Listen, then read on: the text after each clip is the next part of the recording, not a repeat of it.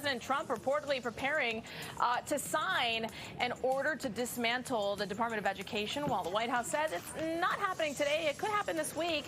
Joining us now is educator Queen Taese, what exactly this means. Let's talk about it, because the Department of Education doesn't really do too much other than the fact that it holds the purse for schools, colleges, loans, Title IX. So there are large parts that are related to the Department of Education.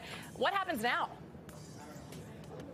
Well, there's so much happening already within the public school system. And so the federal funding is really critical in terms of funding a lot of, and particularly who are in impoverished areas, also those with disabilities, and many other aspects of post-secondary education, from college funding and so on and so forth. So if this order comes down and they dismantle the Department of Education, how does that affect you, like you personally, in your day-to-day and like your school year or your fiscal year or whatever? Yes, well, right now there's so many already marginalized. The system has already been as it is, with so many different challenges that are already within the school system that deal with funding.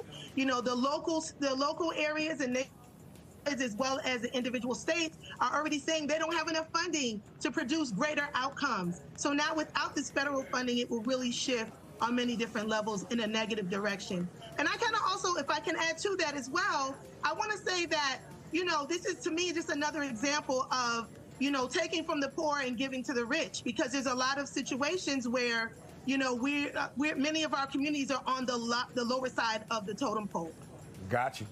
Yeah, I think it is a large conversation, but I also think that education is also at a very state level. They certainly depend on federal dollars without question. That's not to say that the federal dollars could not be provided through other avenues.